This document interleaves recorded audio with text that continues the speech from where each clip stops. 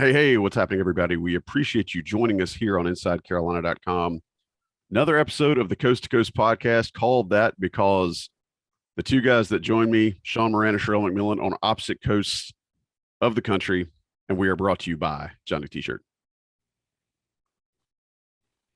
All right, fellas, as mentioned just before the intro, Sean Moran, Sherrell McMillan join yours truly, Joey Powell, for another episode of the Coast to Coast podcast. And boy, is this one going to be a steaming hot pile to talk about, because that would be absolutely in line with the production that the Tar Heels put on the basketball court the two games this past week. Sherrell, how are you feeling? Better or worse than UNC basketball's latest two performances? Better. All right, Sean, what about you? Better or worse than UNC's most recent efforts? I think you can only answer with better, or else you'd be in a pretty dark place. Man, I don't know. We said after that game against Kentucky that, the effort and energy probably couldn't get much worse. And yet here we sit after these games on the road against Miami and against Wake Forest, which, by the way, I think will probably be, both of those teams will probably be in the top third of the league by the time the end of the season rolls around. But man, just going to throw out some stats here. North Carolina drops both games, falls to 12-6 on the year. This is after looking decent against Virginia and Georgia Tech, who aren't great, but the Tar Heels looked better against those two teams. And they fall to 12-6. But guys, I want to point out some things just in my extrapolation from those two games.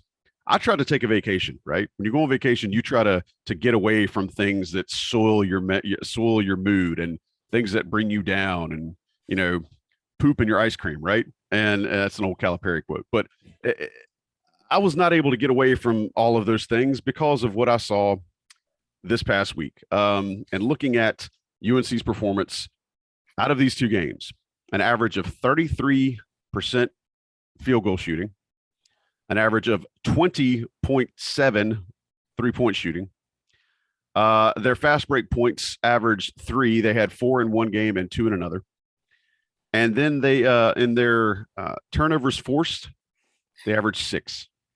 And I just, after looking at the Ole defense that was played against Wake Forest and seeing much of the same thing against Miami earlier in the week, guys, I'm going to start simple.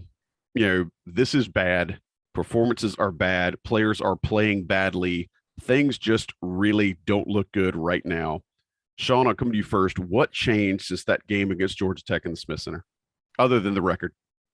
Well, yeah, I mean, I think each week, I was reading Jonathan Givoni's mock draft, and he had a good quote of trying not to be a prisoner of the moment. And I think we've tried not to do that, because each week, last week it was kind of the high of beating Georgia Tech, but we'd also been talking about the Miami and Wake Forest road games, for 2 weeks now. And now here we are a week later, and it's kind of fully reversed. But overall, what changed? I think Miami game is one thing where they just got hit in the mouth early, and it was just a bloodbath. Wake Forest, I think we'll probably focus more on that game because at least it was competitive for about 12 or so minutes. And I did think in that part, UNC looked like the better team early on, minus LaRavia, who was on fire. But they looked to me like the better team. But then, through some poor possessions, it got out of hand pretty quick, and they weren't able to come back. Right now, they have a lot of, there's a lot of guys that are playing, and there's a lot of guys that are kind of being thrown into new positions, and a lot of guys that aren't holding up, aren't playing up to their standards on either side of the ball. And when you mix all that together, you saw what happened this past week of 2 20+ point embarrassing losses on the road. Sherrell, I was texting with a UNC letterman, national champion, and some of the things he told me were just really, really eye-opening, in a sense that he's kind of coming at this from a fan's perspective too.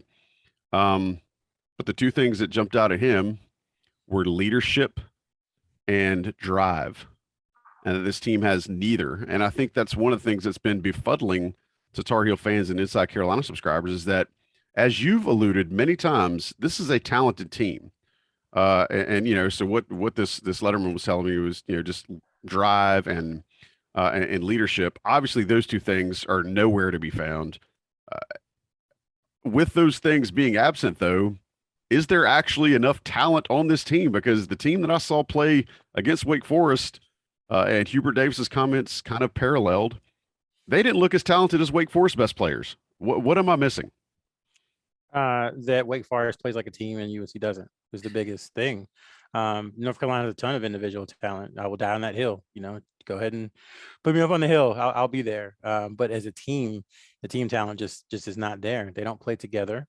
The first sign of trouble, it seems like they go the other way. I was actually kind of, I don't want to say, I'm not sure the exact word was, but it was encouraging in the second half. They seemed like they came out pretty fired up. They just couldn't get a stop to save their lives, and it just kind of dovetailed from there. Because they looked into it. I don't think the EET, the energy, effort, and toughness, was an issue at all against Wake Forest. I just think they lost to a superior team, even though that superior team doesn't have the individual talent that they have. And I mean, honestly, man, this core group, because people got to remember, UNC brought back essentially 5 starters, not the starting 5, but Kerwin Walton started a ton of games. RJ Davis started a ton of games. Caleb Love obviously started all but one, I believe. Leakey started all but a couple, and Armando started all but of a couple, I believe. So, and Brady Manick was a starter where he was. And Brady Manick was a starter where he was. So, I mean, sometimes the parts just don't fit. And we've got 48 games with those 5. I think it's 48 or 49 games with those 5. And, sometimes it just doesn't work. You have to try as you can, but it just might not fit. And that doesn't mean that anyone's a bad kid. I think there are some chemistry issues with the team. I don't think anyone, I think that's pretty obvious to see just by the way they're playing. But I don't think that necessarily means anybody's bad or anything like that. The pieces just don't fit the way that we all thought they would. And barring some kind of miraculous turnaround, I don't know if they're going to make the NCAA tournament, which you told me 3 months ago, just would have been completely shocked. That's really shocking to say, considering the expectations that this fan base had, even with the new staff and even with a new assemblage of guys. You pointed out that all those guys had starters minutes before, but it is a different team. I do think you're exactly right. It feels as if they are, and I don't mean gradually heading towards the cliff. I think this team is careening towards a cliff, and I'm not sure how things get changed. We'll get to that in a little bit. One of the things I think that most fans and observers watching would probably try to, I don't know, nail down some issues with personnel. And when you talk about the guys that you did who have the experience they have, you would think that UNC would be getting a better result in a lot of the not idiot categories. And I know that sounds really harsh, but I mean, like the unforced errors, the things where you're doing damage to yourself. Usually that comes, that kind of decreases as you get more experience in the college game. And we're not seeing that right now. Specifically, I think, a guy that's been a lightning rod, either rightly or wrongly for the fan base, has been Leaky Black. And right now, at least from my eyes, and I'm not the analyst, you guys are, but it looks like Leaky Black is not giving this team anything. He's not defending well, which he's been considered by a lot of folks to be a good to great defender, depending who you listen to. He's not defending well. He's limited his offensive attempts, which may have been by coaching, by design. Sherrell, what can this team do with a player like Leaky? And then, Sean, I'm going to come to you with a similar question just about personnel in general to try to get things any better. What are your thoughts, Sherrell, just in a way that UNC might be able to change things up from a personnel standpoint? Yeah, honestly, I don't know, man. It's a tough situation. I think they have weighed the entire season, in my opinion, and this is not sourced or anything. So this is me editorializing. I feel like they've weighed kind of building the program versus win now. I understand why they want to win now. When you have someone like Brady Manick already locked up, and then you go out and add Dawson Garcia in July, to me that says win now, because you're trying to compile talent. And so I think they've tried to say, okay, how much do we win now? How much do we build for the future? Build for the future means, taking somebody out if they do something that you don't like, taking somebody out if their effort isn't there. It means playing the freshmen more. It means experimenting with some of the sophomores who maybe didn't get the minutes, like Puff Johnson, who didn't get minutes last year. And I think you're seeing a little bit more of the program building part. Hubert Davis's comments after the Wake Forest game were pretty eye-opening, and a pretty stark contrast to everything he said for the last, I guess, 9 months now. So the answer, I think, is you start to build the program as opposed to trying to win each individual game. It is not good in Chapel Hill right now. I don't mean to make it sound like it is, because it's not, but I think that's the way out, is to say, hey, I need 4 floor burns from you within the first 20 minutes. And if I don't have them, then you're coming out of the game. I think it has to be that kind of thing, because the thing you can control, as we talked about all this time, is your effort. And if that isn't there, then you shouldn't be playing. And it's frustrating, I think, for Tar Heel fans everywhere to see guys that we know, as you alluded to a second ago, that we know to be talented players. Like, general consensus in scouting doesn't miss on players, calling them 5-star players that often in basketball. Usually if a guy is rated 5 stars and a top 100 player coming into college basketball, he's pretty stinking talented, because the chances to see him play and to see his skills are really a lot higher than they are in other sports.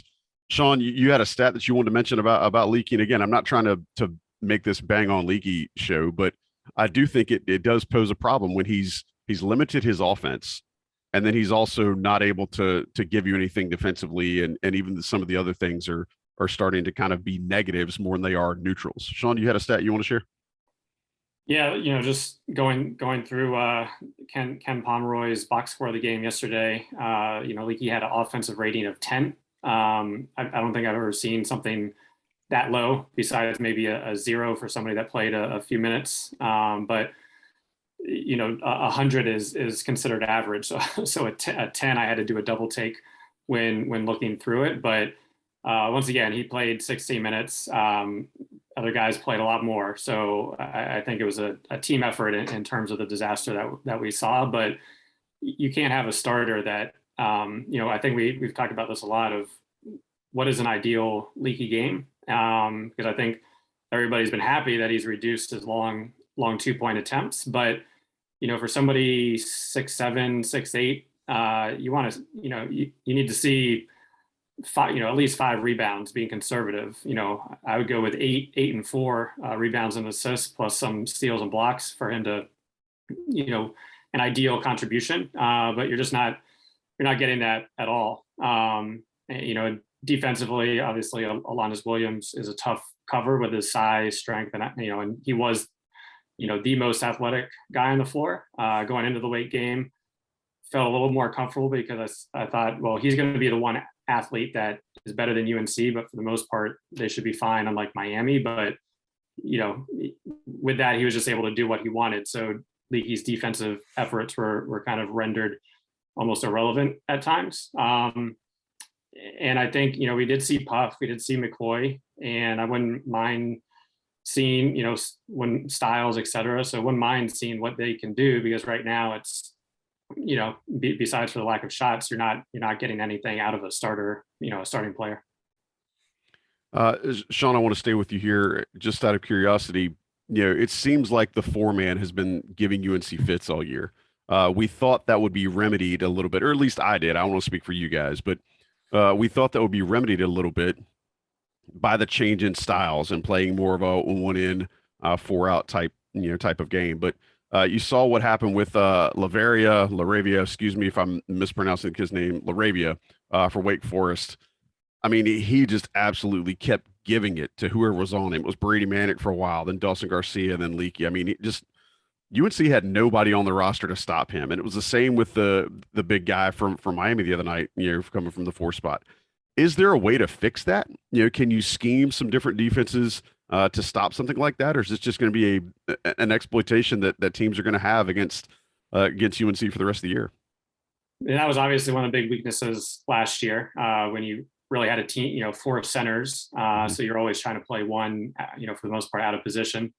Right now, you still have a team of 3 centers. I know both Brady and Dawson played the 4 at Marquette in Oklahoma, but defensively, they're really fives. So once again, you're kind of dealing with the same issue defensively. Obviously, it's opened the floor offensively, but you had Manic who scored, who's scoring all the points early on, but at the same time, he's giving them right back on the defensive end. And obviously, teams are looking at him and saying, hey, you can attack him, with his foot speed, and he's not going to be a shot blocking presence in the paint. What can be done to fix that? I mean, I hated watching the Auburn game, and not saying this would fix it, but you have Jabari Smith. Now, granted, he's a number 1 draft pick, so it's a little different. But he's like, he's the ideal 4, somebody that can shoot and defend. But on this team, obviously, you don't have a number 1 draft pick. I would still be in favor of,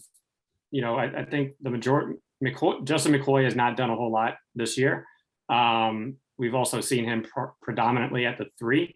I still wouldn't mind seeing him play the 4 for some stretches. Obviously, you lose a little bit offensively, but I still think from his his wingspan and his length, he would be able to reduce the liability on the defensive end.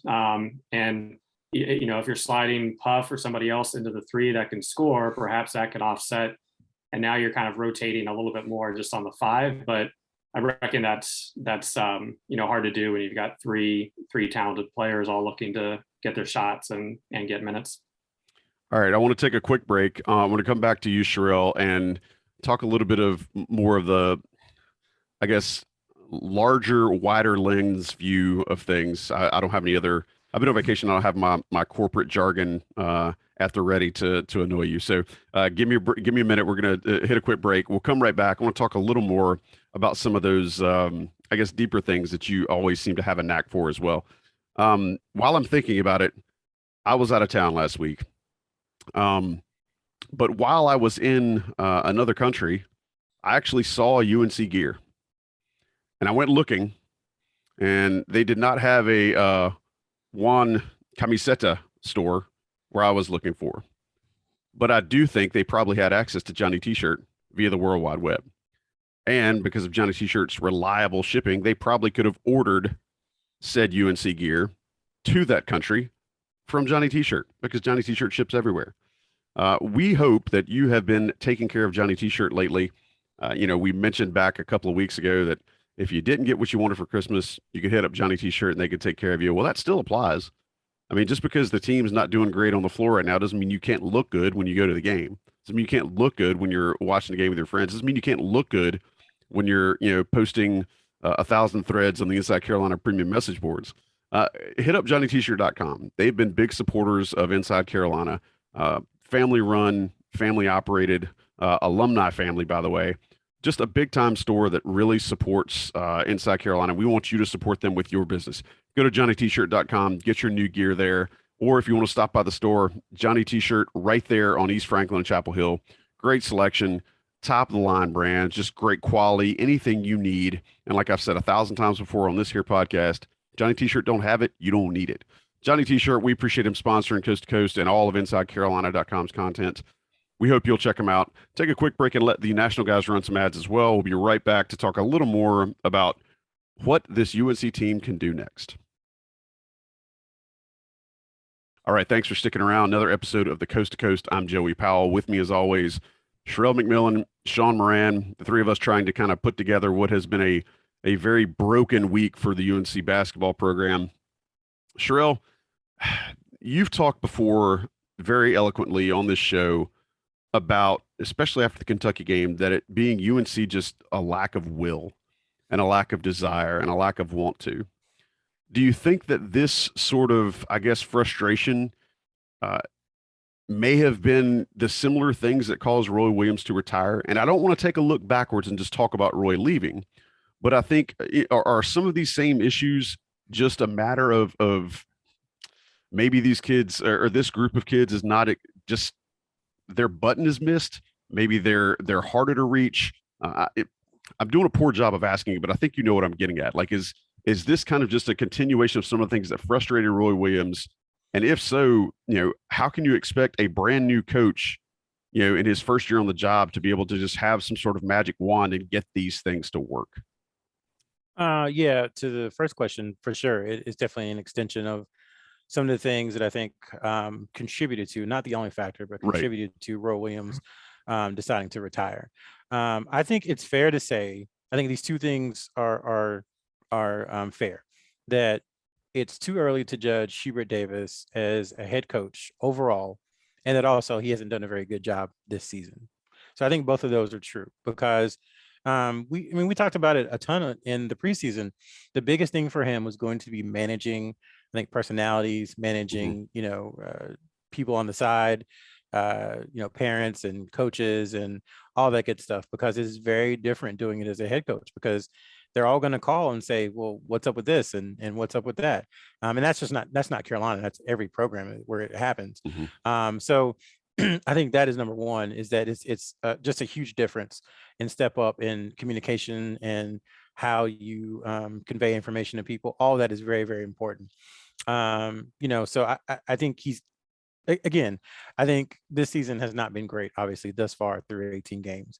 From a higher level, I guess you would call North Star, is what we would say in the corporate world. The North Star for North Carolina, I think, is, he's defined it as that EET, the energy, effort, and toughness. And I think, in the off season, when they look into the transfer portal, and when the signees come in, that's something that they really want to see, because the team's going to look much different, after this season's over.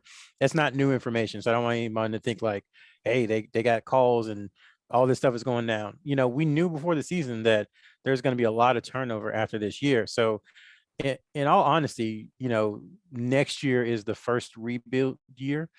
So it's gonna be kind of weird, because it's year two and fans are not going to tolerate, another poor season. I hate to get so far ahead talking into next season when there's still at least 14 games left this season. But it's going to be interesting, because next year is going to be somewhat of a rebuild year, depending upon what they do in the portal. And so he's going to have to really lean on that energy, effort, and toughness, and next year hope that the some of the parts is greater than the individuals, which is the opposite of what this team is so far. Yeah, and I don't think it's bad to kind of have a look towards next year, because if not, then if everybody's expectations are solely ending with how this season fares, then I think then you have no great beyond to look for. There's no space exploration left for anybody to hang their hats on. Sean, I'm going to come back to you with something. What bright spots can the fans look for over the next coming games? There are 3 winnable games at home, which UNC has shown that they can win at home at least. They have shown that they can beat teams that are, for the most part, lesser talented, or to crib Rel a lot, not as gifted as North Carolina is. They've got that coming in with, theoretically, Virginia Tech, Boston College, and North Carolina State. I know Virginia Tech has a better net ranking, but they have not fared as well, I think, as a lot of folks would. Keve Aluma is a problem. That being said, what are some bright spots that the fan base and North Carolina, inside Carolina subscribers can look for over these next few games to hopefully calm some of this heartburn? Tough question. Tough question. We could be back here next week and they've won 3 in a row, and maybe everybody's feeling a little better. I think BC, no matter what happens, they should win, even though BC did beat they did just beat Virginia Tech. But Virginia Tech they are a well-coached team with some talent, and NC State, they have some individual talent as well, so it could easily be 1 and 2. In terms of bright spots, I would go, one, you're playing at home. I think the players have felt more comfortable there. You have the crowd getting into it.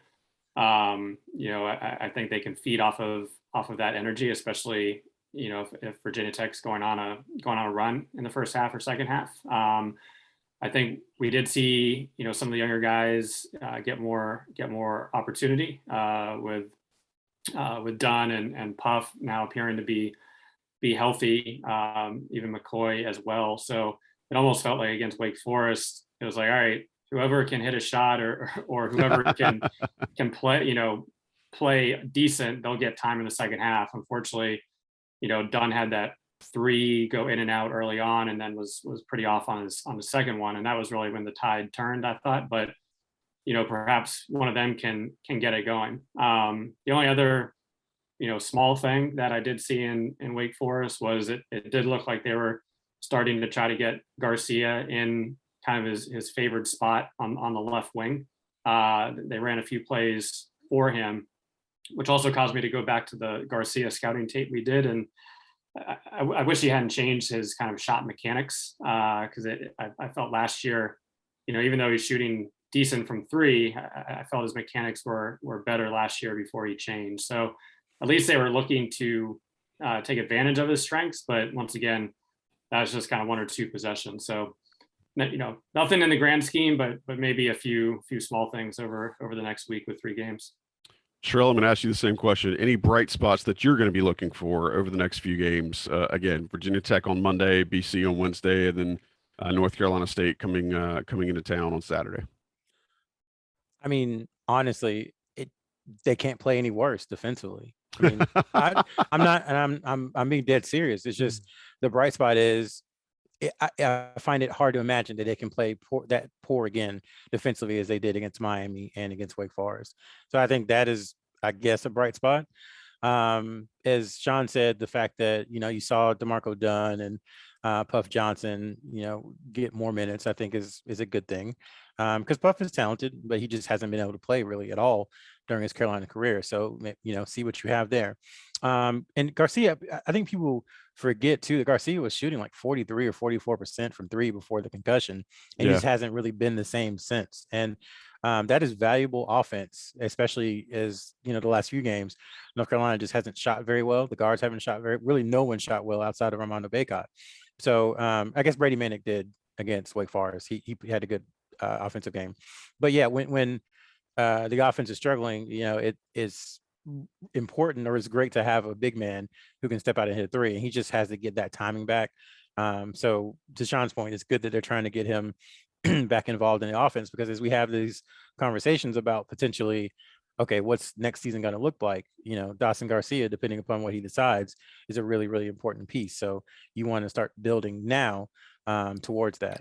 So I'll be looking for that. The Smith Center crowd, I'm very curious if this is a rally the troops moment or a we surrender moment, because playing in front of the home crowd, these guys haven't experienced it much. They've had maybe 10 or 11 home games, these sophomores, in their career because of COVID. So you would think that would give them an extra boost. But man, it's just, I want to see desperation, true desperation, not talking about being desperate, not saying, oh, we're desperate, oh, we're so embarrassed. Like, I actually want to see it, because this core group just hasn't shown it, man. I mean, last year they had moments where they would fight back, and this year just that has gone somewhere. I don't know, it's in the ether somewhere. It's gone. So I'm looking for that. So they can't play any worse on D. Need some desperation. Garcia kind of getting back into the groove a little bit, and then more of Puff and DeMarco Dunn and Dontre Stops. Well, I do think that's at least something, like you guys both said really well. I think it's something fans can actually hang hope on, is if they see these young guys start to play and actually, God forbid, if one of them actually catches fire and starts contributing, that will be something that can, be somewhat of an antacid for the heartburn that the last 2 games have caused. Guys, I appreciate it. Sean, before we get out of here, you want to tease what you're working on that's supposed to be hitting Inside Carolina the next day or so? Sure. So Tyler Nickel had a game on, he's had a lot of games, but had a game on Saturday going against UVA commit Isaac McNeely, another four-star player. Tyler Nickel had 26. They had 27. Both shot really well from the outside. So we'll just have a video showing the makes, the misses, and some other plays for Nickel. A few things really showed off some very deep range from three, which I think could definitely be used next year. But as I'm sure we'll talk about going into next season, how will the foot speed, how will that do at that level? But it was good to see him making some deep shots and some tough shots. Although it's always easier to hit those tough shots when you're getting 20 a game compared to maybe coming off the bench and you have one or two to to string something together. Well, I appreciate you putting the time into those. You always do. If nobody else tells you, I'm telling you thank you, because I always come away from them enlightened. So I appreciate the time and energy you put into those. Sherrell, is there anything you want to add before we wrap this show up for the night? Nothing imminent. I'm just so curious what we're going to be talking about next Sunday. The variance again. That's the word I keep going back to with this entire season is variance. Like we could be talking about, like Sean said, North Carolina on 3-game winning streak. They kind of, got rid of that feeling from those 2 road losses, or we could be saying this is a disaster. This is a complete cataclysm, a systematic failure from the top to the bottom. And again, that's that variance. I mean, we could be talking about the season being over, or we could be talking about, hey, they have a chance to win the ACC. I mean, it's there. I mean, seriously, because no, I'm shaking my head because it's so baffling. Yeah. I mean, I don't expect the former. I don't expect to be talking about 3 straight wins, but it could happen. So that's kind of where I'm at. It's just fascinating. The very fascinating is not the right word, especially for our fan base. It is frustrating, I think, for the fan base that you just don't know what you're going to get from game to game.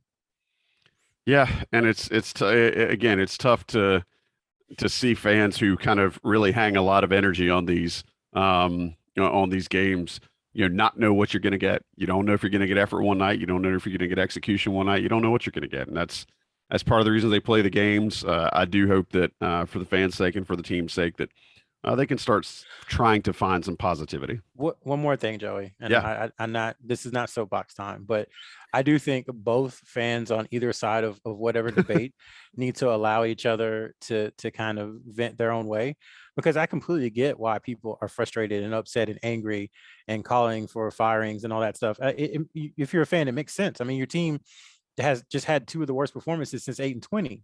And 8-20 is something we don't really talk about because it was so bad. It's the worst season in Carolina basketball history, and they just repeated something that happened that year. So I get that side, and then I also get the side of, hey, he's coached 18 games. Like, give the guy some time, because he needs to get his own players in, and he needs to establish his system, and et cetera, et cetera. So I would just ask both fans on both sides to kind of be respectful of one another, because I don't think either side is illegitimate. Let's put it that way. I think that sounds a lot better than ask the fans to respect each other, because you and I both know in America nowadays that ain't happening. But I do appreciate your desire for peace, for even keeled rhetoric, for discussion. Was it what was the line from one of the old ESPN talk shows? Embrace debate. Oh, yeah, embrace debate, guys. Yeah. Well, Sherrell, I appreciate it, man. Sean, as always, contributing a ton to this show. I'm just along for the ride. Thanks to Johnny T-Shirt for sponsoring. Thanks to Inside Carolina for helping make all this happen. We're just glad to be on the team. Thanks to you all for listening. Remember, rate, review, subscribe. Rate, review, subscribe. We appreciate that. It helps us, helps our advertisers, all that good stuff. Plus, you'll be putting some good karma into the universe, which I don't know why anybody listening to this show would not want to put some good karma into the universe right now. But for Joey Powell, that's me. For Sherrell McMillan, that's Sherrell. And for Sean Moran, that's Sean. I appreciate you listening. We'll catch you next time here on the Coast to Coast podcast on InsideCarolina.com.